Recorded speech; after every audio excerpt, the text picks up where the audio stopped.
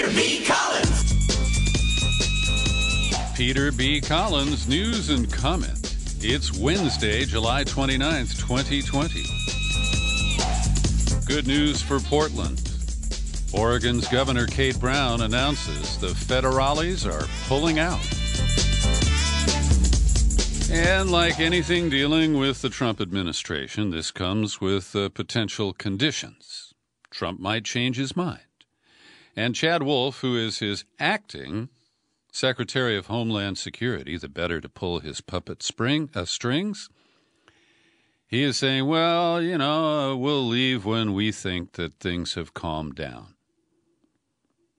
But what Kate Brown has announced is that in an effort to de-escalate the tensions outside the Hatfield Federal Courthouse in Portland, Oregon, she has reached an agreement to swap out the federal stormtroopers with state police troopers. And Chad Wolf is saying that, well, if conditions improve, if the students in the classroom all behave, he will agree to make that shift. The governor said in a statement, after my repeated request, the federal government has agreed to a phased withdrawal of federal officers that have been deployed to the courthouse over recent weeks. These federal officers have acted as an occupying force, refused accountability, and brought violence and strife to our community. She said that officials would be leaving downtown Portland beginning tomorrow, and shortly thereafter will be going home. The Oregon State Police would protect both free speech and the security of the exterior of the courthouse with the Federal Protective Service, Brown said. A more limited group of federal officials who secure the building normally would stay put and focus on the inside of that property. Now, Chad Wolf's characterization was a little different. He said, we'll begin drawing down forces when we are assured that the Hatfield Federal Courthouse and other federal properties will no longer be attacked and that the seat of justice in Portland will remain secure. And he went on, DHS law enforcement officers will remain in Portland.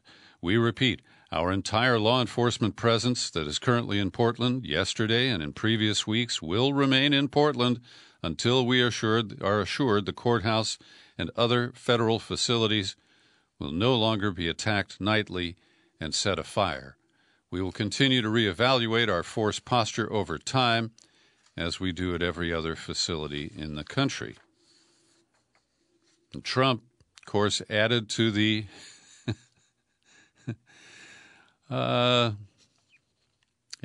uncertainty. He said that had he not dispatched federal agents to the city, there would be no Portland. It would be burned and beaten to the ground. I mean, what kind of bullshit is that? This has impacted at best a 2 to 3 block area. And as everybody who is objective notes, things got worse when Trump sent the federales. And instead of offering conciliatory comments, Chad Wolf was combative. He said, no other city in the country has refused to work with federal law enforcement like Portland has. I'm glad that they're finally seeing the errors of their way and stepping up and doing what they should have been doing for the past 60 days, and that is partnering with federal law enforcement to do their job. That completely mischaracterizes the plan announced by Oregon's governor. Who you going to believe? And BuzzFeed reports that while in addition to yesterday's late-breaking announcement that federal goons would be removed from Seattle, and by the way, there's been very limited coverage of that. In my grazing on cable news last night, nobody mentioned it. But I did look at the Seattle Times today. There were no conflicts on the streets of Seattle reported there overnight, and the statement issued yesterday still stands. But BuzzFeed reports that the Justice Department has announced that it is about to send agents to Cleveland, Detroit, and Milwaukee. So Portland's gain is the loss to Cleveland, Detroit, and Milwaukee. And, of course, we have already seen a limited number of federal officers sent to Kansas City, as well as Chicago, Albuquerque, and these, of course, are to create the photo ops and to concoct the perception among Trump supporters that he is dominating the streets and showing that these pesky First Amendment protesters will not be allowed, not in Trumplandia. And one of the victims of the excessive force used by the federal forces in Portland, 26-year-old Donovan LaBella. He had been released from the hospital, but he's had a setback and was sent back. I saw a picture, and they've cleaned up most of his head, but right over his right eye, there's a huge gaping wound that remains, and it's been at least 2 weeks since he was on the receiving end of that less lethal round. So last night in Portland, according to the Oregonian, the 62nd consecutive night of protest, about 1,000 people were there at the peak. And the description I get is that the protesters were more restrained. They were self-policing. And black members of the protest crowd were working to, in some cases, shame the more aggressive individuals who were participating into maintaining the peace. So there were a round of warnings that came from speakers inside the federal building to stay away from their fence. One guy jumped the fence and just kind of sat down on the other side. Officers emerged from the building to arrest him and just foul the air a little bit. It appears there were 2 rounds of tear gas deployed, and after midnight, some of the protesters dropped fireworks across the fence. By 1 a.m., about 500 people remained. And at 1:20 a.m., federal officers shot another round of pepper balls in rapid succession, declared the assembly unlawful at 1:30 a.m., then emerged with a hose to extinguish trash burning on the sidewalk and released some tear gas. I think it's their equivalent of farting. Lawsuits are flying once again. The ACLU has launched a pair of them, one against the Portland Police Bureau, challenging its live streaming of protests. They contend that that practice violates the state law that prohibits police from collecting or maintaining information about political, religious, or social views of people who are not suspected of criminal activity. The police live stream zooms in on individual faces, and I imagine that they're collecting images for facial recognition software and building a catalog of the people who have participated. And the executive director of the ACLU of Oregon said, unlawful police surveillance threatens our First Amendment rights. The Portland Police Bureau has no constitutional reason to train its video cameras on demonstrators or to broadcast those images publicly on the Internet, where federal agents and others can analyze them. So it does appear that the cops were streaming the actions outside the building, at least in part so the federales could watch it. But don't they have their own surveillance cameras? I don't know. The other lawsuit launched by the ACLU is an effort to enforce the injunction that was issued by a federal judge, a temporary restraining order on July 23rd, blocking those federal officers from arresting or using physical force against clearly marked journalists and legal observers. And a number of people filed declarations in the case. They want the judge to prohibit any federal agent who violates the TRO from being involved in armed operations in Oregon, and they want the judge to consider a complete ban on the use of less lethal weapons and lethal ones by federal officers. In a statement that accompanied the lawsuit, every day it has existed, federal agents have intentionally violated the court's TRO, As a result of the federal agents' defiance of the court's order, the free press remains unsafe while trying to document and observe the cataclysmic violence that federal authorities are inflicting on Portland. The federal agents and their commanders, whom the court ordered to be notified of the TRO, are not above the law.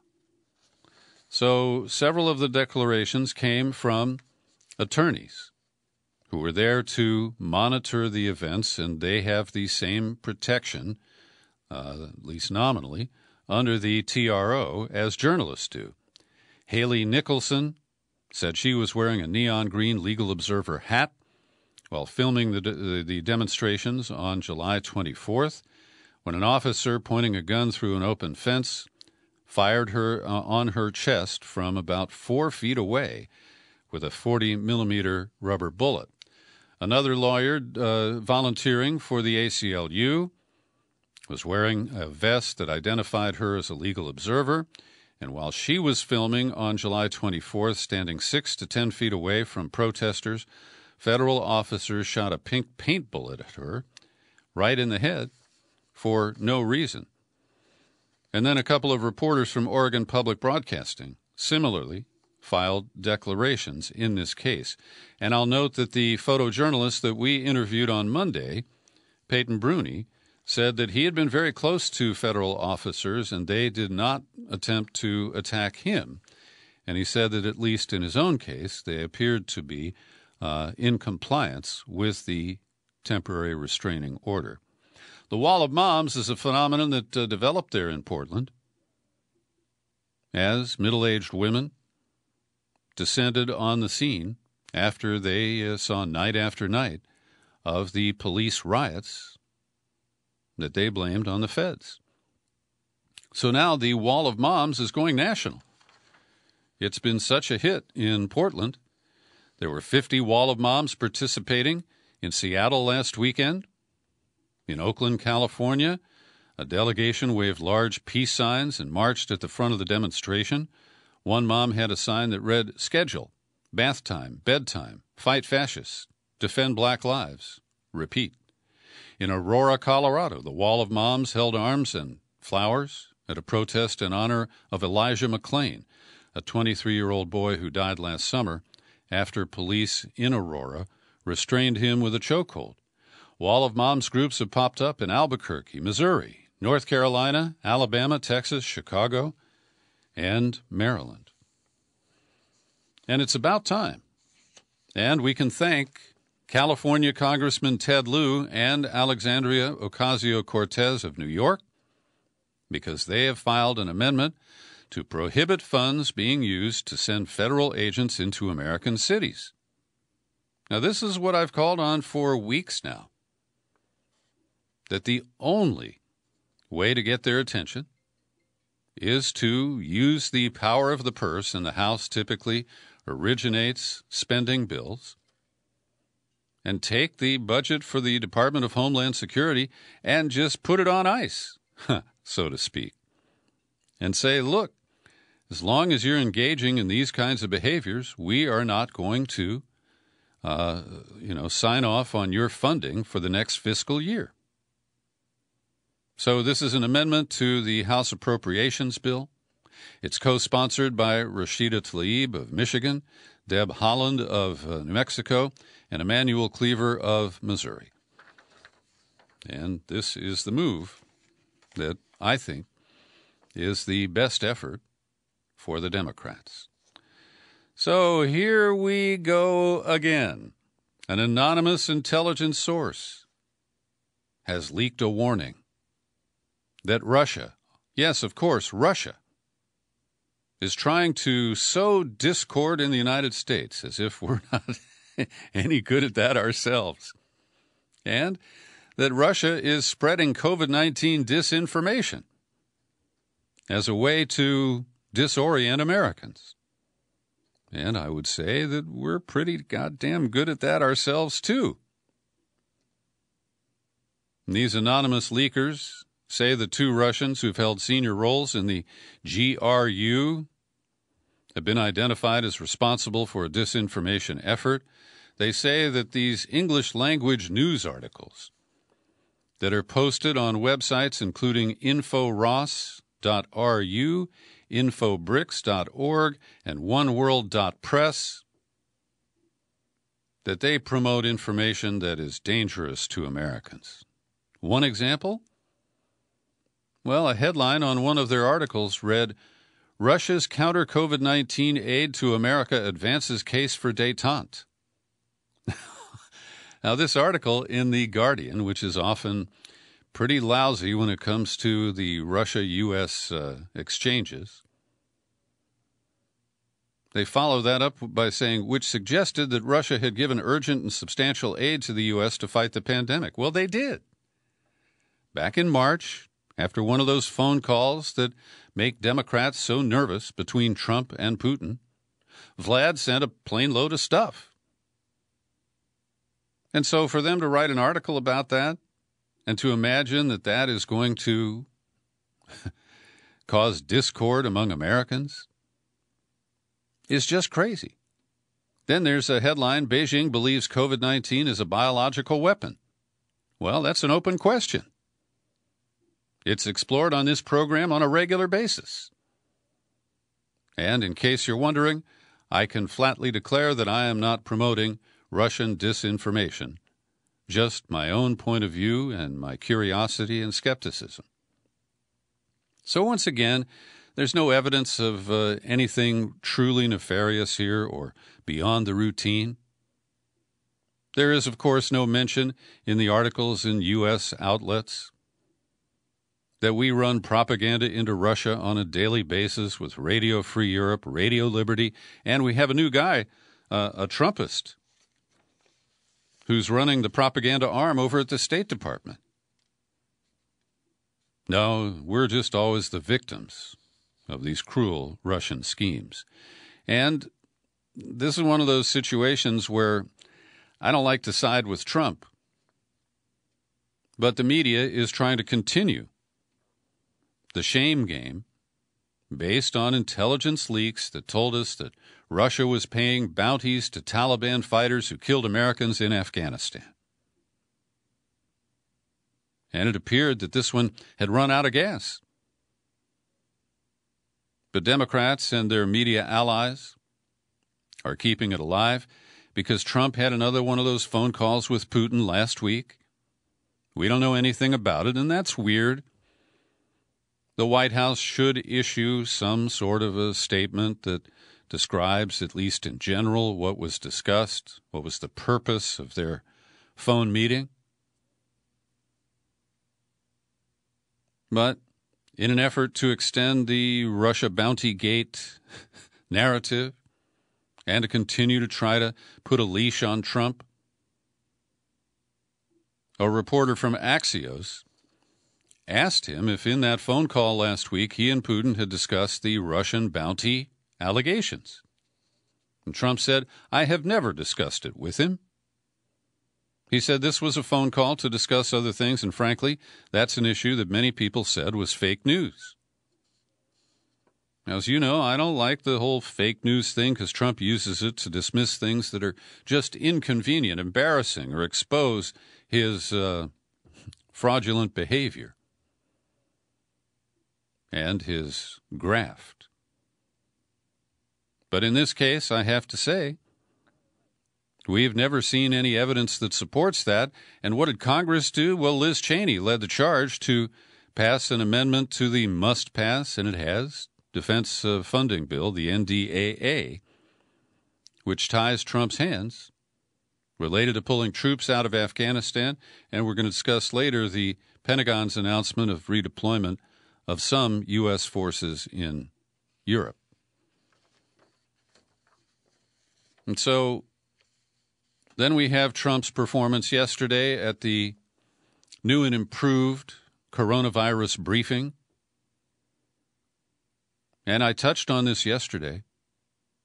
Trump and his family members have been retweeting a video by Dr. Stella Emanuel. She and white-coated doctors stood in front of the Supreme Court, videotaped themselves, put it up on the web. And Dr. Emanuel, whose credentials are quite dicey, let's say, sketchy. She said, well, you don't need masks. There's a cure, and the cure is hydroxychloroquine. And as I mentioned yesterday, I believe that a discussion of the use of hydroxychloroquine to address COVID-19 is useful. It has protected free speech.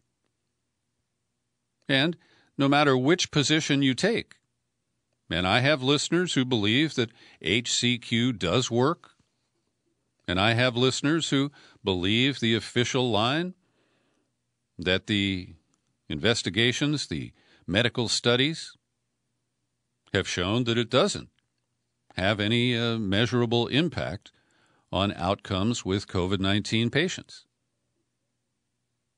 And while I find Dr. Stella Emanuel almost laughable, I mean, you've probably by now heard the Oppo research that was released about her, that she thinks that gynecological problems like cysts are in fact caused by people having sex in their dreams with demons and witches, that alien DNA is currently being used in medical treatments, and that scientists are cooking up a vaccine not related to COVID-19 but to keep people from being religious. But even when it comes to people who you might believe are crackpots, number one, I believe that she has the right to express her views, and that Trump and his kids have the right to tweet about those views as well. And to see our social media censors jump into action when they have ignored so many other egregious expressions from Trump, the family, his political allies, his paid mouthpieces, and pounce on this and go into hyperdrive and pull down the videos from YouTube and Twitter and take down the posts on Facebook, they end up creating a martyr out of Dr. Emanuel. And I remain searching for a clear understanding about whether HCQ does have the properties that its proponents claim. And I have acknowledged that my initial bias against it was that Trump is for it. So as Trump was discussing this and embracing Dr. Emanuel to the titters of the corporate media, he went on to embarrass himself again. He said, Fauci's got this high approval rating, so why don't I have a high approval rating with respect, and the administration, with respect to the virus? We should have it very high. So it is sort of curious. A man who works for us, with us very closely, Dr. Fauci and Dr. Birx also, very highly thought of, and yet they're highly thought of, but nobody likes me? It can only be my personality. That's all.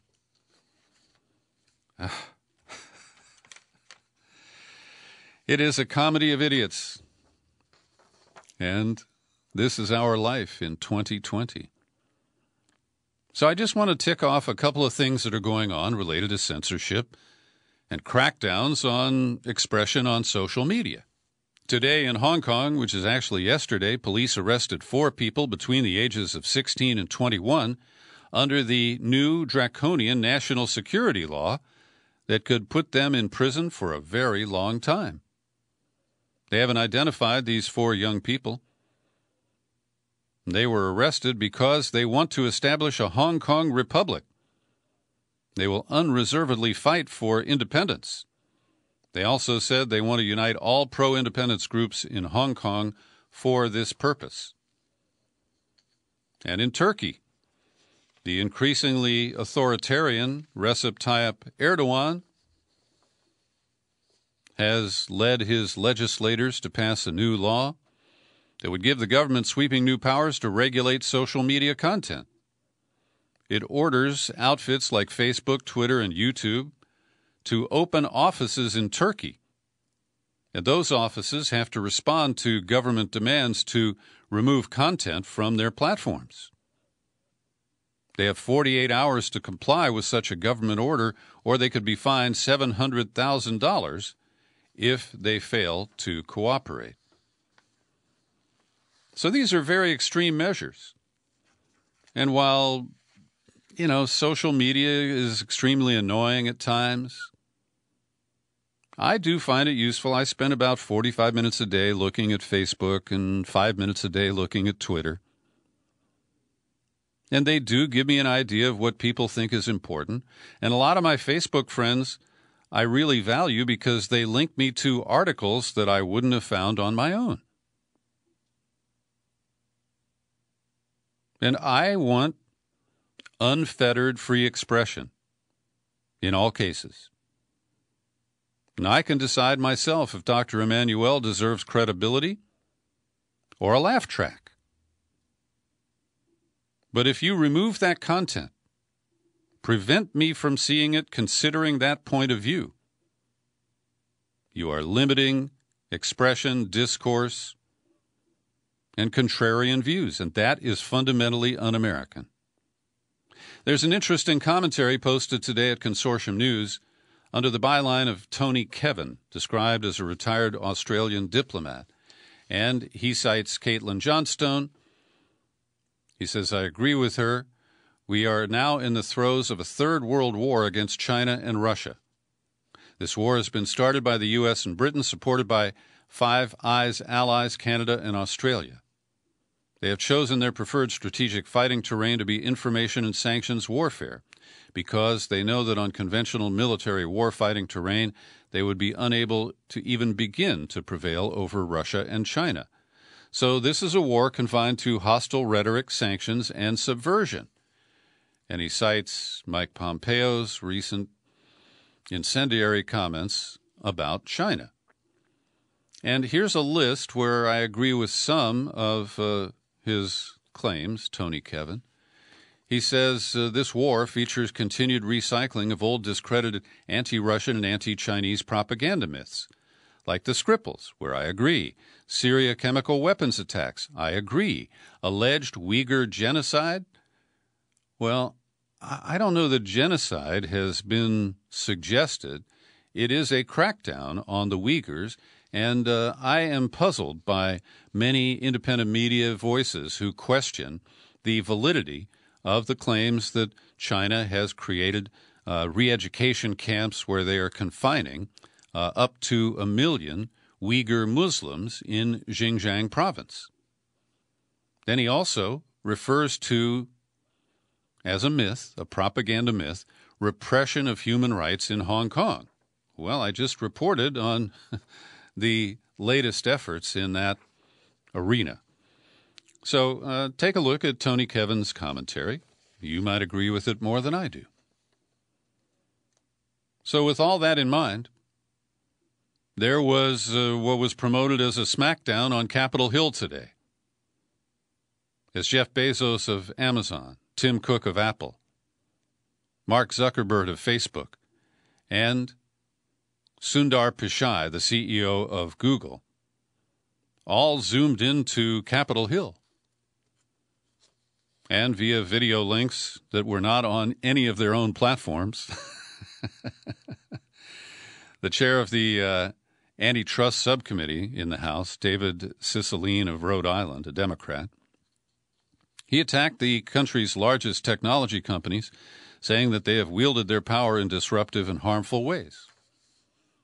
But I have to say, I read 25 pages of summaries of the testimony in the Washington Post, which does repeatedly remind us that Jeff Bezos owns the Washington Post, and I'm glad they're doing that. These guys easily deflected the hotheads in Congress who, use their 5-minute question to basically just attack. And then with the clock running, they say, do you want to respond, Mr. Zuckerberg? And so while there are serious issues here about antitrust, monopoly power, the loss of privacy with the collection of so much data, the restraint of trade when Amazon cherry-picks successful products from third-party vendors who sell through Amazon, and then they make their own widgets and sell them at a lower price. There are very serious issues. And from this hearing, I get zero suggestion that Congress is ready to impose any serious regulation on these tech giants. And that these CEOs are pretty adept, not quite as slippery as Bill Barr, but pretty good at dodging the question, at summoning a rehearsed talking point. So, for example, Pramila Jayapal, the congresswoman from Seattle, grilled her homeboy, Jeff Bezos. She pressed him on whether Amazon ever used third-party seller data in making business decisions, like what I just referenced, to create their own in-house produced widget to compete with somebody else's. Now, it's important to note that a year ago, an Amazon attorney testified that the company never did this. Bezos wasn't so sure. What I can tell you is we have a policy against using seller-specific data to aid our private label business, but I can't guarantee you that that policy has never been violated. His other weaselly answer, we continue to look into that very carefully, Congresswoman. I'm not yet satisfied that we've gotten to the bottom of it, and we're going to keep looking at it, okay? It's not as easy to do as you would, and I don't even know what that means. So Jerry Nadler, once again, yesterday he was doing it to try to shame Bill Barr. And today he tried to shame Mark Zuckerberg for his 2012 visionary purchase of Instagram, which does appear to violate the consent decrees that Facebook had signed in the past. But nobody at the time knew that Instagram would be such a big hit. It only had a dozen employees, about 100 million users at the time that Facebook paid billions to buy it. So he did use the big cash that Facebook has run up to take out a competitor. But Zuckerberg is a shrewd guy. He has maintained that because all of Facebook's services are free, Facebook, Instagram, WhatsApp, nobody pays for them. Because they give them away, their monopoly power can't be measured in price fixing or the other anti-competitive manners that we have seen in traditional industries. So I reserve, further comment until I have seen some of the footage from this hearing today. But based on what I've read here, the tech giants slayed the House committee. So Trump is impatient. He appears to recognize more than the Republicans who populate the Senate that the dithering over the upcoming bailout package is going to cost Republicans votes. And I would take it a step further. I think they are playing with explosives that could blow up the Republican Party big time. Because if they continue to try to cut the $600 federal add-on to unemployment benefits to $200, leaving millions of people vulnerable to eviction and foreclosure before the election, that they will pay a brutal price. And just in political pragmatic terms, the Republicans should extend that $600 until November 4th and just put it off to the lame duck session. And at that point, they might succeed in cutting it back. But this cockamamie idea that the state unemployment offices can recalibrate their systems to make individual calculations that would set a payment of 70% of the person's paycheck from February, for example, is just lunacy. These agencies have barely been able to cope. California unemployment did well initially, but it has ground to a halt. And I know plenty of people who are entitled to benefits. They got immediate service when they applied back in April or May, and then it just stopped. So Trump is trying to separate the unemployment benefits and a moratorium on evictions from all the other parts of the Republican bill. Of course, this undermines Mitch McConnell's effort to ram through the liability protection, which has been stolen from Andrew Cuomo in New York State. And it thwarts the Democrats' efforts to force through bailouts for state and local government linked to the extension of the unemployment benefits. So Trump is, I think, properly reading the urgency of the situation for more than 20 million unemployed Americans. I think that number is over 30 million. Meanwhile, Mitch McConnell is leaving negotiations with Democrats to the Trump administration officials. And that means this is going to drag on, I believe, for weeks. And we don't really have weeks because they have scheduled recesses for the political conventions, for re-election campaigns. And so it's really unclear how this will play out. But the words kind of fail me. The Republicans are so out of touch with average Americans. They do not understand how dire the situation is. And they're in denial about the expanding impact of the virus, with 21 states now considered red zones. So over at Mint Press, the reliable Alan McLeod enumerates some of these issues. He describes how Kamala Harris and Ayanna Pressley, a congresswoman from Massachusetts, are setting up a fund to help renters faced with eviction access legal representation. Well, that doesn't mean a lot to me. People need cash. They don't need a lawyer. And how's a lawyer going to resolve these difficult situations when landlords and their renters are both facing a wall?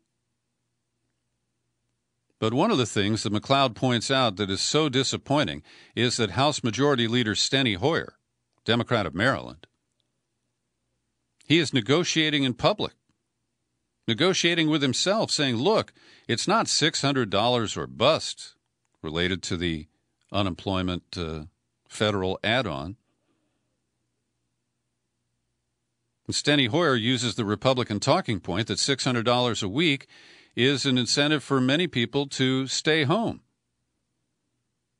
But, you can't continue to receive unemployment if you've been offered work and refuse to accept it.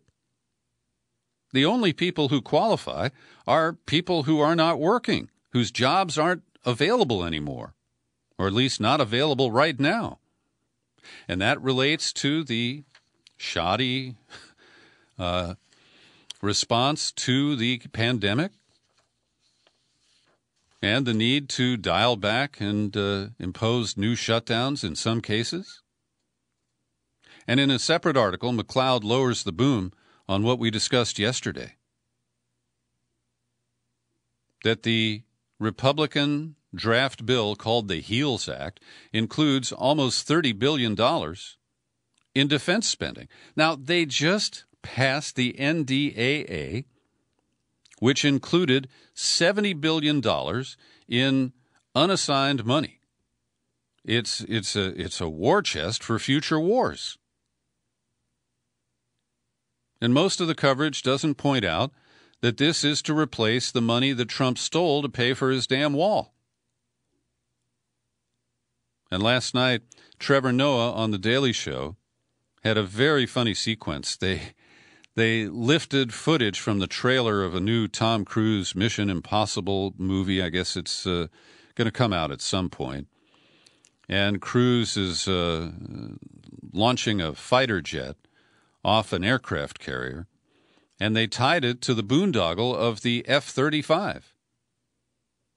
So this bill has $686 million for Lockheed Martin F-35 fighter jets, the ones that don't work. And this is emergency legislation to help the American people during a pandemic? So this is going to be a brutal fight. And what has been exposed here, I think, should lead people to fully reject the Republicans. But then the Democrats stink up the joint and make it that much more difficult for people even to momentarily say, well, yeah, they're always better than the Republicans. So there was a meeting at the White House with a bunch of the politicos from the Republican National Committee. What the hell are we going to do? We can't hold the convention in Charlotte. Well, we're going to have some meetings there. We've canceled out of Tampa. And Trump is casting about for where to originate the acceptance speech that almost nobody cares about, except for him. He wanted a big crowd. But the virus and people who care about public health have thwarted that. So apparently no decision was made after this meeting last night. And then Trump went out this morning and said, yeah, I think I might give my acceptance speech from the White House. Well, the only problem with that is that the ignoramus is obviously unfamiliar with the terms of the Hatch Act. And while the president is not bound by the Hatch Act, everybody else who works there, including Ivanka, who got in trouble for holding up that can of beans, that's a violation of the Hatch Act. But anybody who worked on his speech, who works in the White House, anybody who set up the camera or the lighting in the Oval Office or wherever else he decides to do it from the White House, all of that would be a violation of the Hatch Act. Somebody's going to have to explain it to the orange monster. And you may have seen this already, but Joe Biden gave a speech yesterday, and he was a little sloppy with some of his handwritten notes. And by the way, he has excellent penmanship. His writing is not sloppy. And what you could read there was commentary, talking points about Kamala Harris, the senator from California. The lines read, "Do not hold grudges, campaigned with me and Jill, talented, great help to campaign, great respect for her." Now, a lot of people are assuming that this means that he is preparing to announce that Kamala Harris is his vice presidential pick. And I imagine she looks more attractive from beyond the borders of California than she does here. But I watched her climb to power as the district attorney of San Francisco with the help of her then boyfriend, Willie Brown, who's only 35 years older than her, technically married. Then she had a tough race first time for attorney general. She sailed to re-election. She cakewalked into the Senate. And so her biggest challenge was the ambition that she displayed when she ran for president.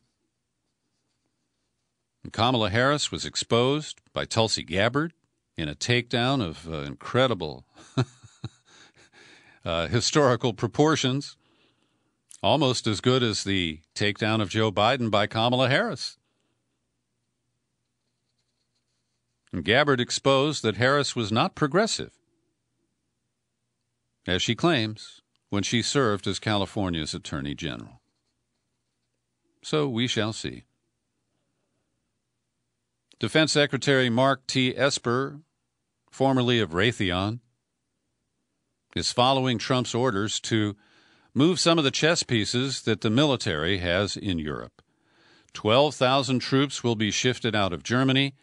Roughly half of those would go to Italy and Belgium. Another half would be based in the United States, but conduct some rotational deployments back to Europe. And I don't object to this. I don't know why we need to have 25,000 troops in Germany. Oh, actually, it was 36,000, and it will decline to 24 if these moves are are handled the way they're proposed. But the real issue here is that Trump is pissed at Angela Merkel because he's tried to squeeze Deutschland to put more money into NATO, and they said, sure, in another 10 years we will. The Trump administration, responding to the Supreme Court decision that narrowly rejected its efforts to shut down the DACA program for so-called Dreamers, they've announced that they're making changes to the program. And the court said, you can do that. Just don't give us a line of bullshit when your case comes to the Supreme Court about what your motives were and why you took the actions you did. As you know, DACA was set up by Barack Obama under an executive order. It can be taken down or modified by executive order. And so they've announced no new applications. Renewals will be for 1 year only, and be prepared for the elimination of it down the road. And if Trump is reelected, you can be sure that that will happen in fairly short order. There's also been a reprieve for 17 minors, these are unaccompanied children, who have been held at a hotel in Texas for much longer than the 20 or 24 days that a federal court order permits. And I guess we can be grateful for a moment that the Trump administration has been embarrassed into dealing with this issue, and they're not going to deport these young people who crossed our border. One of them is only a year old. Now, I'm not sure how he ended up solo. He had to be separated from somebody. And let me allow, it could be a female, but I use the male pronoun there. So this is part of the family separation policy, and it appears that they're offering some Hobson's choices to the parents in an effort to get them to voluntarily self-deport. Here's today's COVID-19 update, edited by Linda Lewis. Worldwide, we have now 16.8 million confirmed cases, total deaths 662,000. In the United States, 4.4 million cases and total deaths have edged up just over 150,000 today. And there were 1,300 fatalities across the country attributed to coronavirus yesterday, the biggest one-day increase since May and the deadliest day of the summer so far. There is a little bit of good news here. It's only a little. In Texas, Arizona, and Florida, the 7-day average of newly reported COVID-19 cases is declining. In Texas, down to 19%. In Arizona, 13%. And Florida, 8%. So this is promising that maybe the upward spiral has been arrested. Hospitalizations are also starting to drop or level off, but daily fatalities remain in the triple digits in both Texas and Florida. Next to California, Florida has the second most cases, with 9,200 new cases, a total of 440,000. Yesterday on the Fox News channel, Secretary of Health and Human Services Alex Azar said the drop in cases in hotspots was due to citizens taking the coronavirus seriously. They're wearing their masks, they're social distancing, they're engaging in good personal hygiene. Texas has enacted a statewide mask mandate, but governors in Arizona and Florida have not, letting mayors and county officials issue their own mandates or, in some cases, overruling those local decrees. According to The Guardian, the White House Task Force Coordinator Deborah Birx said hotspots threaten regions where cases are controlled. Birx said, "We can see the virus moving north. What we're seeing across the South right now is both rural infections as well as small metros and major metros simultaneously. Virus activity," she says, "is picking up in Kentucky and Tennessee." Yesterday, she went to Tennessee, met with Governor Bill Lee. She recommended that he close the state's bars and indoor restaurants, and he said, "Thank you very much. Nah." The Rio Grande Valley in Texas has become the hotspot of a hotspot of a hotspot, said Evan Melendez, who is the health authority in Hidalgo County. More than 92% of the population is Hispanic or Latino. There are nearly 1 million people in that area. Nearly 1 in 3 under age 65 lacks health insurance. 35% live in poverty. Obesity is widespread. And since Texas reopened in May, 467 residents have died. But the state government has actively thwarted efforts to go back into lockdown, prioritizing economic factors, even as the death toll soars. And in Texas, the county top official is a judge.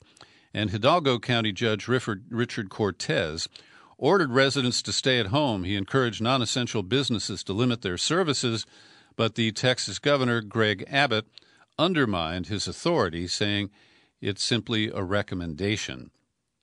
And at the Nomad Shrine Club, where results for coronavirus tests take minutes instead of days, members of the public arrive as early as 2 or 3 a.m. to nab one of 300 daily tickets available for a test. And just down the road, another competing tent operation has so much demand that it rented out a larger parking lot. And both of the services charge between $75 and $125, cash only. They don't take insurance. Mumbai, India, has reported more than 110,000 cases and 6,100 deaths as of 28th of July. A municipal survey found that 57% of people tested in slum areas tested positive for antibodies, while only 16% of those living in other areas show that they were exposed to the virus. The results showed how crowding plays a key role in the spread of the infection. Weeks after lockdowns began being eased across the European continent, governments are urging greater caution and taking extra measures as infections start to rise again. On Tuesday, the Italian Senate voted to extend a state of emergency. The Prime Minister said infections were rising in nearby countries, including France, Spain, and the Balkans, and called for extra vigilance to prevent the virus from making a comeback. Last Friday, Congressman James Clyburn of South Carolina, chairman of the House Select Subcommittee on the Coronavirus, along with colleagues, asked the Government Accountability Office for periodic reviews of Operation Warp Speed, the public-private effort launched by the administration to develop, manufacture, and distribute a vaccine for COVID-19, which currently does not exist.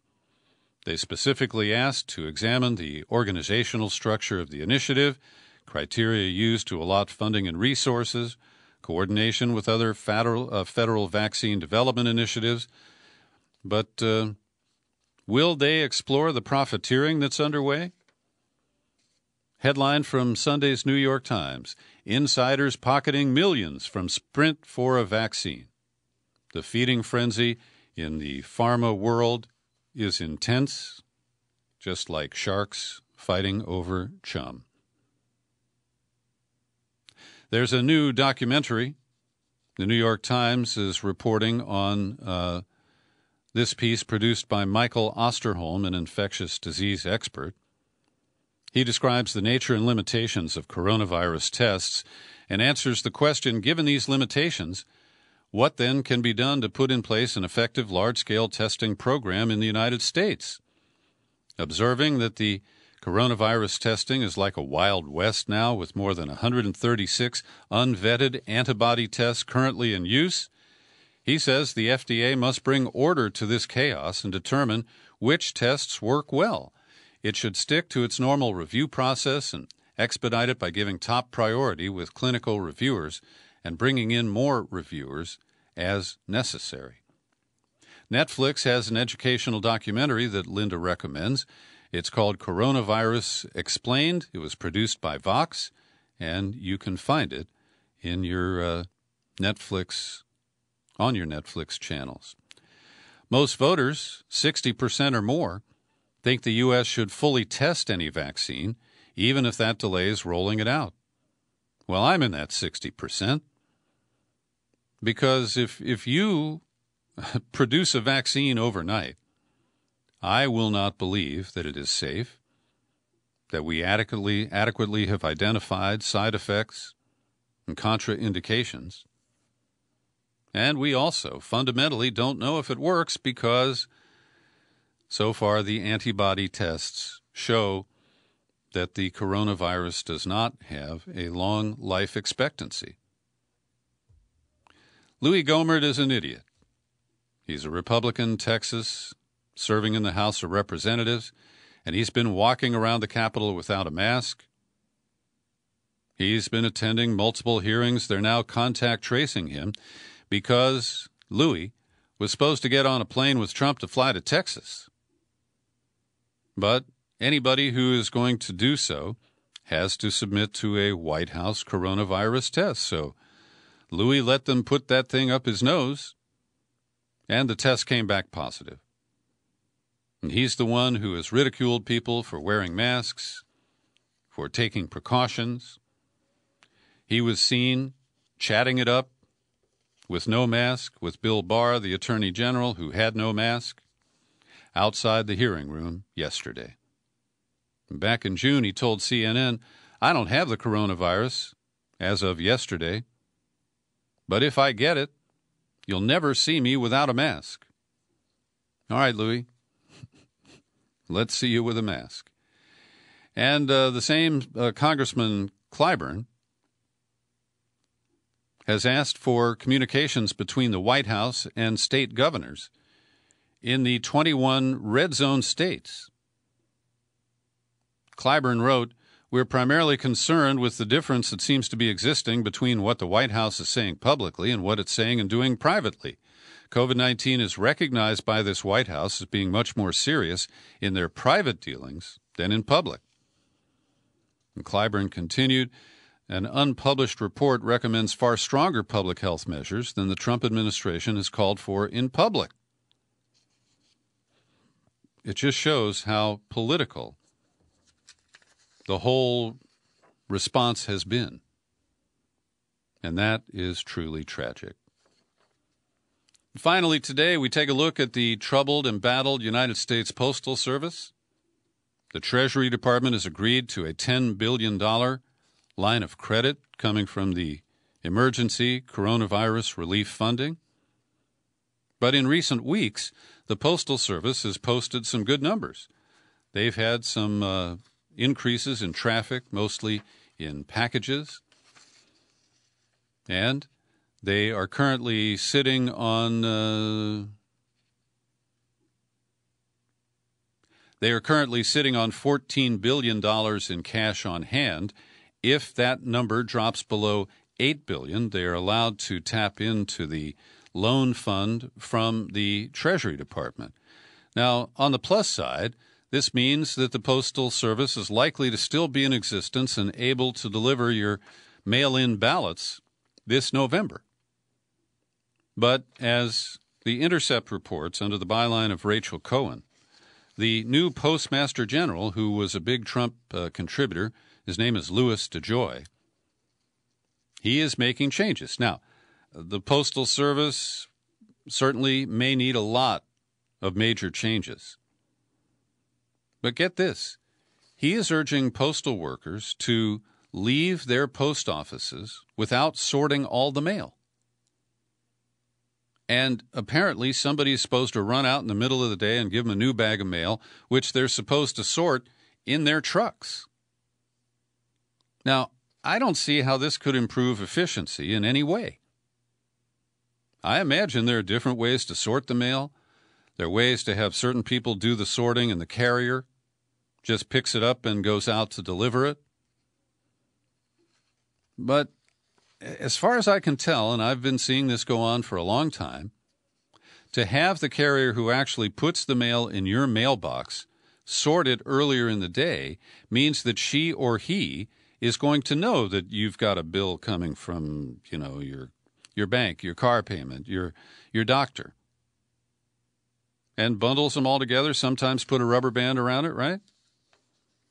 So how can it be more efficient? How could it speed up delivery to force the postal workers to do those tasks in the field? I don't know. Thanks for listening to my daily news and comment podcast. Feel free to share it all over the place. If you mail it to somebody, put a stamp on it. Hey, you'll find it on YouTube. I'm Peter B. Collins. Happy trails to you until we meet again. Happy trails.